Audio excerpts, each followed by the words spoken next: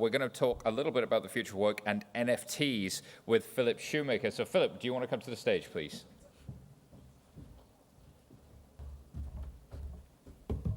Thank you.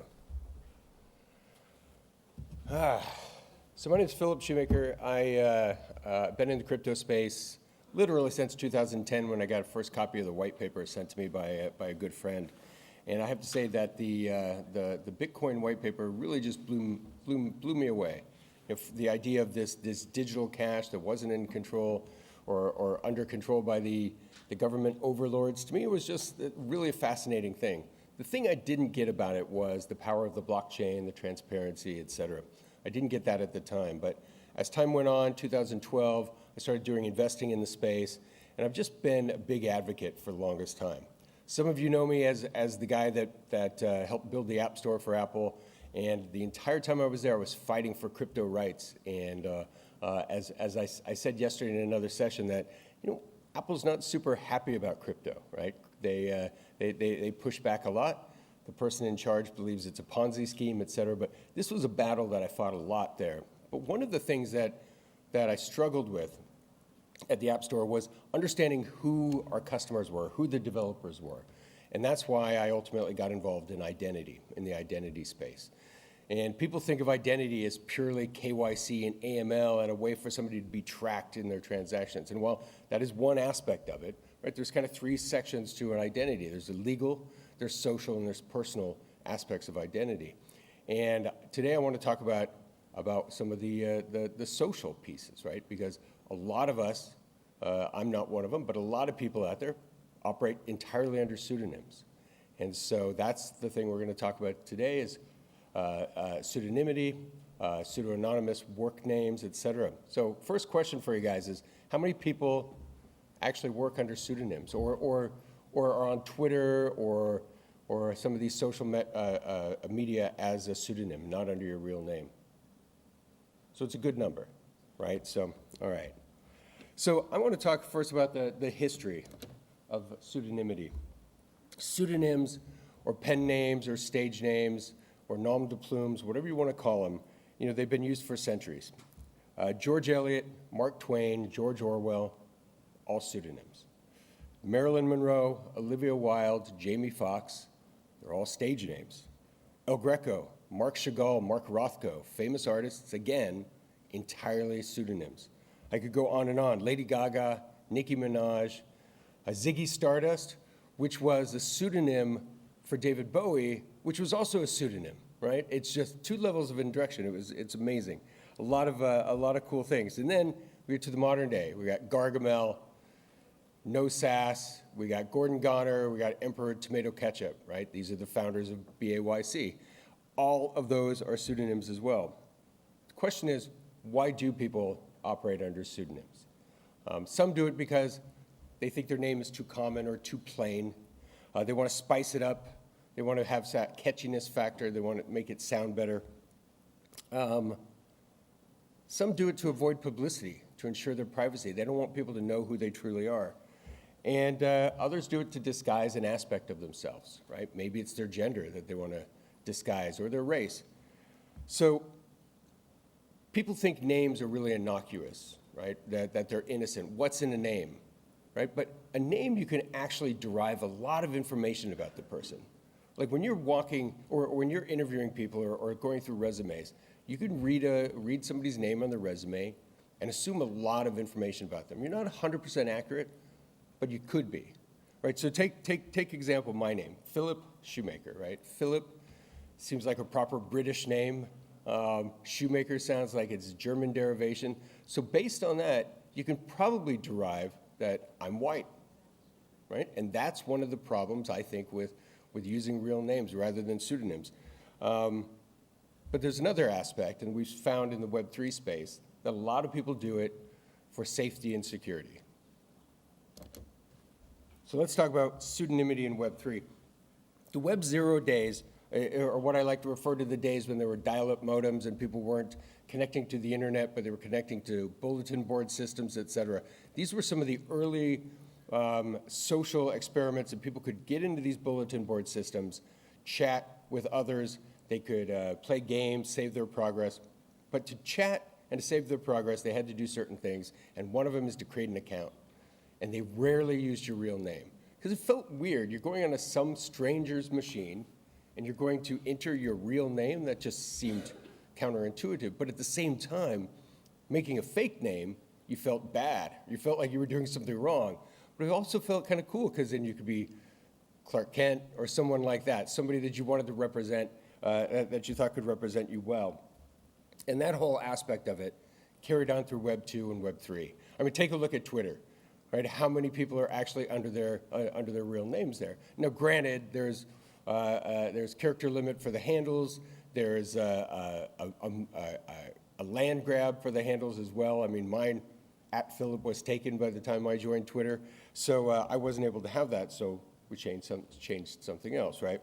But let's talk about Web 3. It all started with one pseudonym, right? We heard it earlier, Satoshi Nakamoto. That really kicked off everything for the Web 3 movement and crypto in general, Satoshi Nakamoto. And why did the founders, why did the creators of Bitcoin choose to be under a pseudonym? I say creators because I'm of the theory that it was multiple people, but I'm sure we all have our own theories. Why did they choose that? Most likely, I mean, some say it's because of publicity, but come on, the real reason is probably privacy and security. Imagine if you were the creator of Bitcoin early on when the government really wanted to shut this down. They just have one person to go to, right, to shut it all down. And that was hidden, right? That was hidden. Another one is, I think the most beautiful thing about blockchain and Bitcoin in general is the transparent nature of the transactions, and you see everything on chain. Well, that's also very dangerous if you're someone like Satoshi, who might have a lot of tokens sitting around in their wallet, which we know that he does. They do. So it was about safety concerns. Pseudonymity has the ability to solve a lot of these problems, you know? They, including physical and cybersecurity. Identity theft and SIM swapping are on the rise, as well as the harassment and violence on online personas and influencers. If you look at what happened to the Bored Ape Yacht Club earlier this year, the founders of Yuga Labs, the BAYC folks, they got doxxed by Katie Natopoulos at BuzzFeed for no apparent reason other than glib satisfaction. Right? When I've spoken to many reporters about this, and the reporters were all like, yes, we're happy they got doxxed. I was like, why? Because we wanted to know who they are. It's like, I understand that, right? Curiosity, but why? And they said, because we wanted to. I mean, that's literally the answer I got from multiple reporters, is that they were happy these guys got doxxed, but there was no reason, right? They just wanted to know who they were. And that's some of the strange things that we see in the Web3, and this is where we run into problems. Now, I know the Yuga Labs folks, the founders, they immediately had to get a cybersecurity team to start protecting themselves. They weren't before, and then they started having a security detail. I don't know if anybody here went to Ape Fest. I know a few folks did. I was there, and yes, those guys they had security detail all around them the entire time they were there. And that's because they got doxxed, and they all moved right around the same time. They had to change homes. This was a problem. The pseudonymity, when you break that layer, that pseudonymity provides this layer of indirection that helps protect you.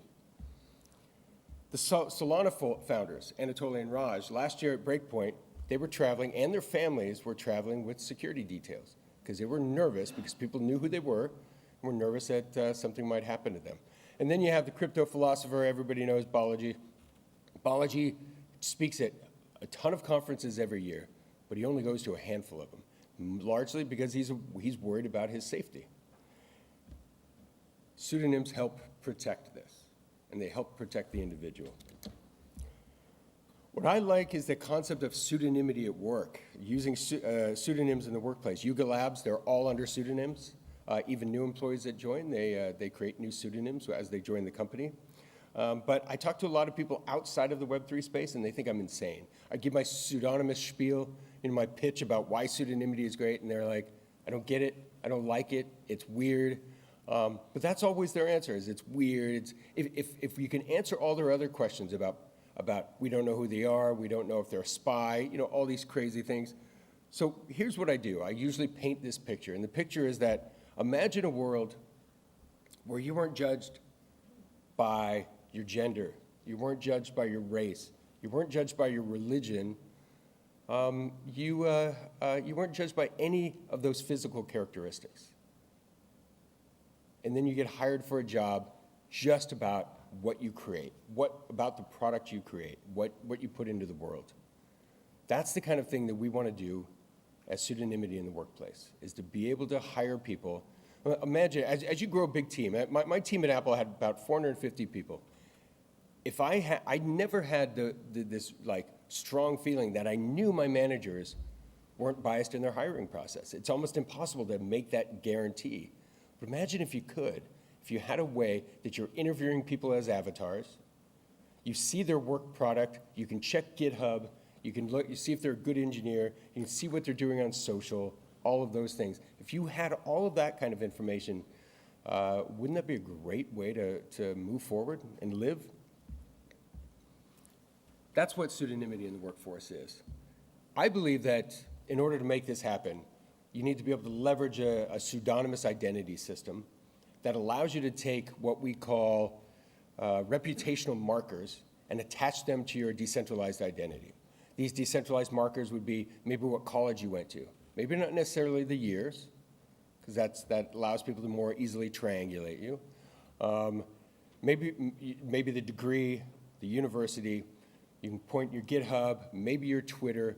You can do LinkedIn. You can attach pieces of LinkedIn, attach pieces. I don't mean the whole LinkedIn profile. I mean, that would out you right there, right? But pieces of LinkedIn, what's on GitHub, what's in HackerRank, what's in all of these interesting things to be able to attach to your pseudonym so you understand exactly what you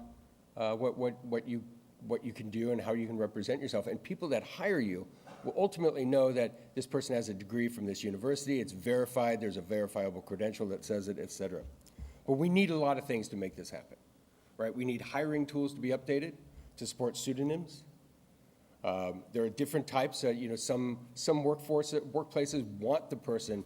They don't want anyone to know who this person is ever.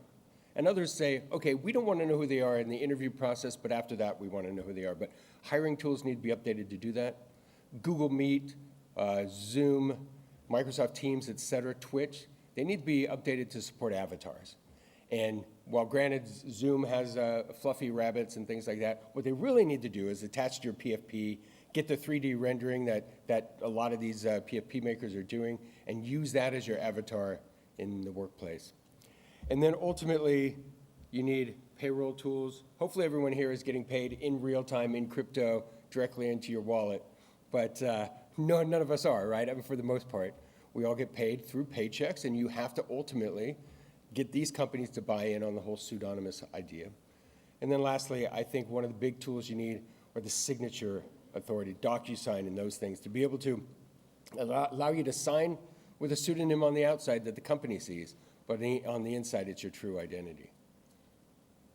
I think these tools are important for us to move forward, to create this pseudonymous workforce where we're all treated on a level playing field. Doesn't matter about our race, our gender, any of that. We just are judged on our work product. This is the kind of stuff we're trying to do at identity.com. You can you can go to us at identity.com or follow me at PBS Identity. Thank you.